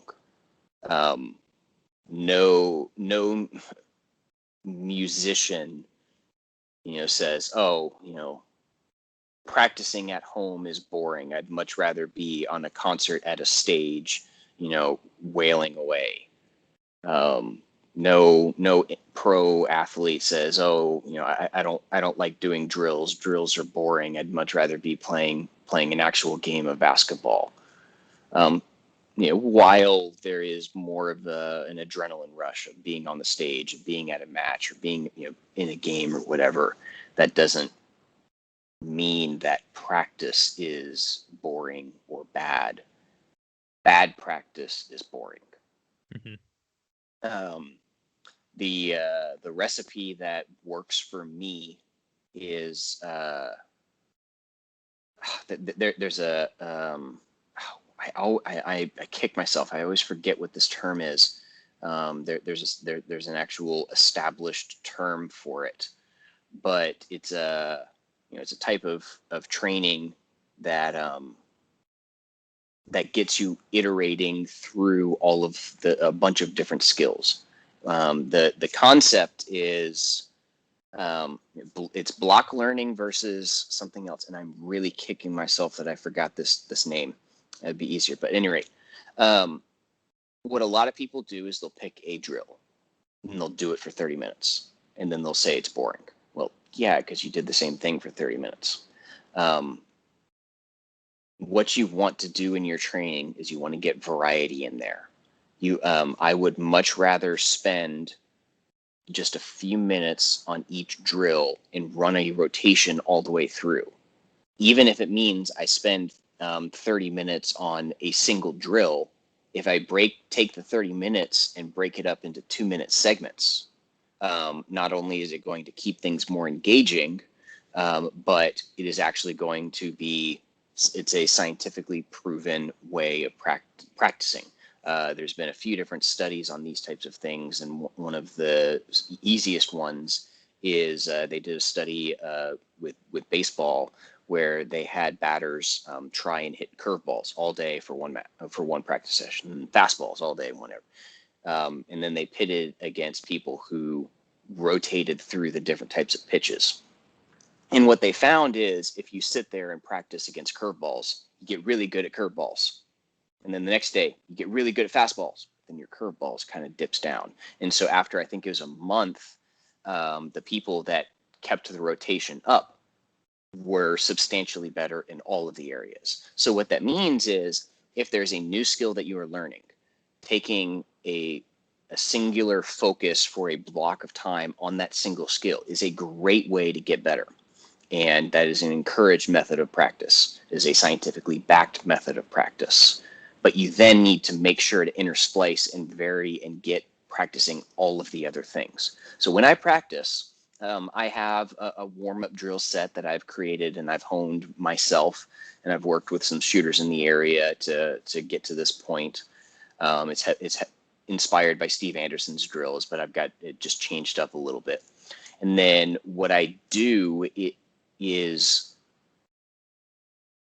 a variety of the targets. So not only am I changing up the drills themselves and doing them in short little bursts and having a big rotation and just trying all of these different things and doing a very wide range of different skills, I'm also changing up the targets. That's why these targets that I have up on the wall behind me, they're actually on hooks. So I can rearrange all of the targets on my wall and create any different type of target array. So I'll do wide open, close together, just hose it down. And then I'll change it to small hardcover partials, really spread out. And so I move these targets around to some extent. I try about every week. I don't always do that, but I try and move them around a lot. So that gets a lot of variety in my practice, which helps keeps things interesting, and it helps improve my skills because I've just had so much practice on so many different types of target arrays. Mm-hmm. So dry fire is not boring. Keep up the variety, and just keep up the variety. It helps keeps things interesting. Incorporate lots of movement. Use lots of different drills. Even if you are, the more tactical side of things, and you're just concerned about concealed carry. Okay, so you've got that blazing, 0.7 draw to the 3-yard target.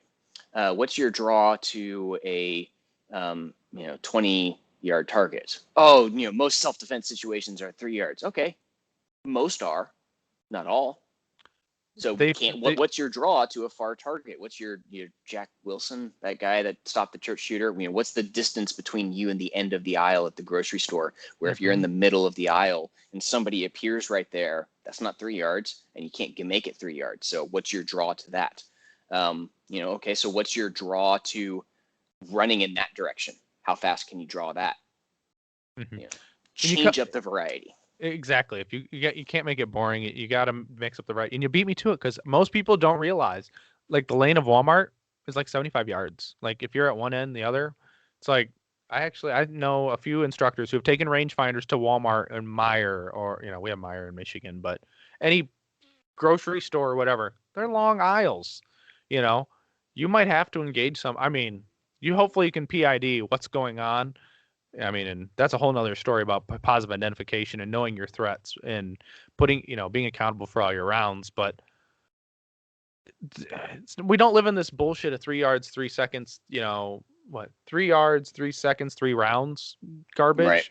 That doesn't exist. I mean, if you watch most just shootings, even police shootings, they're putting 5 to 7 rounds into them at least, and it's this cadence of 1, 2, 3, 4, 5, and then they just keep wailing on them, and then and then by that time, usually the threat's either gone or deceased. Mm-hmm.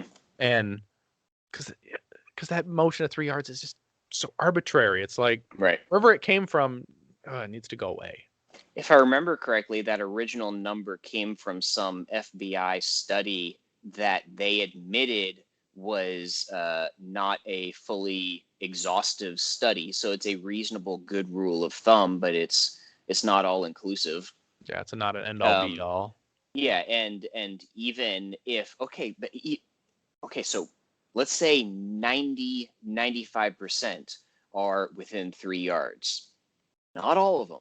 Mm-hmm. We are practicing to prepare for the worst days of our lives, which is statistically slim chances. So we're already banking on slim chances, but you're going to bank on it being the normal, ideal circumstances for these. No, just practice for something a little bit farther out. Yeah, it's fun to do a crazy fast draw at close distance. I do that, and that's actually a nice confidence building technique of just wailing on a close target. I love doing that at the end of a training session, and it builds your confidence. It's fun. It's a great positive, fulfilling way to end a session. Just be like, yeah!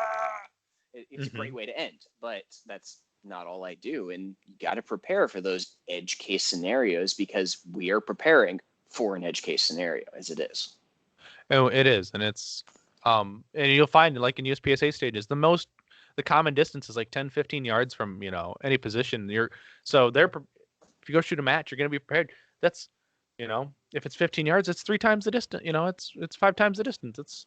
It's fine. It's like if you're confident and super confident at 15, just think about your confidence level at 3 yards or a really hosey target. Your confidence will be through the roof, and I mean. And I always tell myself, I shoot great on 15-yard targets. You know why? Because we shoot mostly 15-yard targets. Right. It's like if I'm great at 15-yard targets, I'm gonna be amazing at 3-yard targets. Unless you're skunks. So fun fact. A lot. We do all of this USPSA stuff at far targets and whatnot. The Texas concealed carry standards is, from what I've heard, regarded as some of the more difficult standards. You start at, I think it's 3, 5, 7, and then 20, and you do a bunch of shots. You could miss all of the 20-yard shots, and if you got decent hot shots on the closer targets, then you'd still pass. And you do it all from the low ready because you don't draw from concealment. I passed it from the holster with my eyes closed. It's all on video. It's on lockback.com. And I videoed the whole thing, and I have a guy putting a cardboard target in front of my face so nobody can say I'm cheating or anything. And because I've developed such a good index at all of these farther, 15-yard targets, I was straight up able to close my eyes, draw, and pass the Texas concealed carry standards with my eyes closed and still get, I think I had like 2 misses at 20 yards. Everything else, I got really solid hits. So because of all of that practice at 10, 15 yards, I straight up could maintain eye contact with the criminal and then just shoot from down here. And my index is so good, I can do that, super cool point contact shooting because my index is all good. And, it'll look great for the gram when it makes, or great on the active self-protection channel. Right. And that's how, it's kind of sad in Michigan. We have I think they give you a piece of paper with a little mini bullseye. I think it's maybe a 3-inch circle, and it's like pretty much you just put it all in you put it all on the paper. That's 7. Like I think it's even 5 yards. It's quite a joke. The actual pistol test. And I told them, give me 3 copies. So my first copy wasn't great when I got my CPL back when I was a year late when I was 22. I was like, it's not great. So I asked for 3. The first one wasn't great. Second one was better. The third one, I was super in control. I'm like, no, I'm going to murder the whole middle of this little 3-inch circle at whatever distance, because it felt like, and then I turned it in. It's like, sorry, it didn't really show my target, my shots here because they're all in the center. But that was even with terrible. That wasn't with Glock sights. That was the Trijicon HDs I had on that gun at that time, which I hate those sights now. But that's dot life. But I mean, even now, it's like, give me black sights any day with a fiber instead of like those. Instead of the night sights, the 2 dots in the back that glow. Night sights are only meant to find your gun in the dark. I'll stick by that because they don't work if you turn on a light. They don't work. And but so I don't know this, but do you have any sponsors, or is it just your wallet? My own wallet. I tried to kind of sponsor myself through my own shooting, and I can do business write-offs, and I tried to go down that whole route and whatnot, and I maybe someday I'll be able to get back to it, and if I've gotten a lot better than I was. I'm going to nationals, and I'm going to hit GM at some point, and so maybe theoretically it'd be better. I mean, at some point I like the idea of writing a book. Probably will at some point. But yeah, no, I shoot, and that's what most of us do. Most of us aren't sponsored.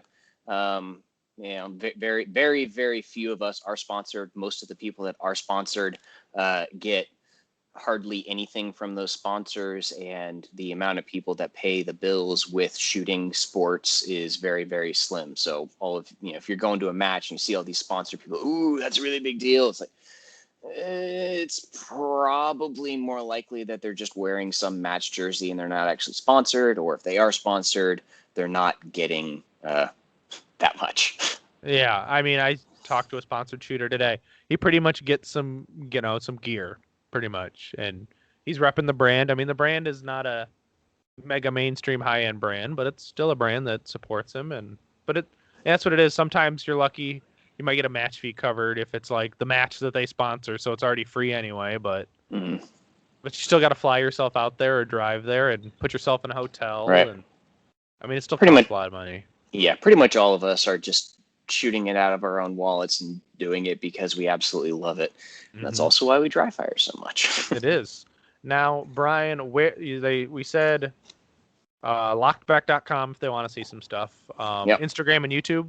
Well, Instagram and Facebook. Nope. Instagram and Facebook. I'm banned from YouTube. That's a whole other story. They changed that was back when they changed their rules around gun stuff, and you couldn't link to gun sites that sold guns and whatnot. So I thoroughly read all of the rules, abided by their rules, and then got banned anyways because I was selling lower parts kits. And I said, hey, and it was this whole back and forth thing with YouTube, and I'm like, that's not part of the banned rule set. Here's the link. Here's all the stuff. And they're like, oh yeah, you're right, but it's banned on these other rules that we have. Oh, well, I didn't know that. I abide by the publicly rules. Can I get my channel back and abide by the new rules? No. Can I see the hidden rules that I was supposed to follow that are hidden and that you admit are hidden? And no, you can't see those. So it's just, I was banned. I was straight up banned because of secret rules. And that's that. Yeah, YouTube plays their YouTube games, but that's unfortunate. Yeah, it is. I mean, I never really had aspirations of being like some YouTuber like Hitchcock or anything like that. But I like sharing. It's a great place to post match videos for my friends to see. And, I was wanting to try and grow my instructing business gig and whatnot. And that was a nice avenue. And I want to give back to the community. I've learned a lot. And that avenue of giving back was taken away. I dabbled with Full 30 for a little bit, but just, it's a small site, doesn't get a whole lot of traffic. The traffic's just not there for Full 30. That's why it's just kind of like YouTube. And honestly, it's easier. I mean, I know you've been dabbling back and forth with a podcast yourself. I think it's almost easier to spread a podcast in in the audio format than it is to get traction on YouTube. Depending on your topic and how you label it in the podcasting apps. Yeah. It's almost easier to get it out that way. And then you're like, here, just go listen to this. You don't have to watch it. You give it to your friends. Go listen to this while you're driving or while you're walking the dog. That's what I kind of do. I need to keep that going. I'm happy with the episodes that I've put out so far. I don't have that many. And then it kind of fizzled and died. And I got busy with life and whatnot. Only so many hours in the day, Absolutely. There's not enough time. If I could stop time, I would. But as now we've hit the end, I'm going to thank you, Mr. Brain Purkiss, for coming on the show. It was a fantastic time. You are now the reigning champ on the longest podcast episode ever. And wait, we've I'm actually not sure crushed that's a compliment. No, it's a good thing. Too much? No, it's always good. I love it when we get into these conversations and I'm always nervous that we'll never make time, but then we always blow past my time and I'm like, yes, we did it. And I don't have to worry about it. But I greatly appreciate you coming on the show. Guys, I'm going to put links down to him. You can find him. I'll do my best. I'm not on Facebook, so I might not have that link, but you'll definitely get to his website and his Instagram. And go check him out. Check me out. Manny Talks Shooting on podcasting. Manny Things on YouTube. This goes up either on the podcast or in the YouTube format because people like audio and people like video. It's all what they want. So I put it to you guys. But guys, until next time, check your egos at the door. Get out to do the things, and we'll see you next time.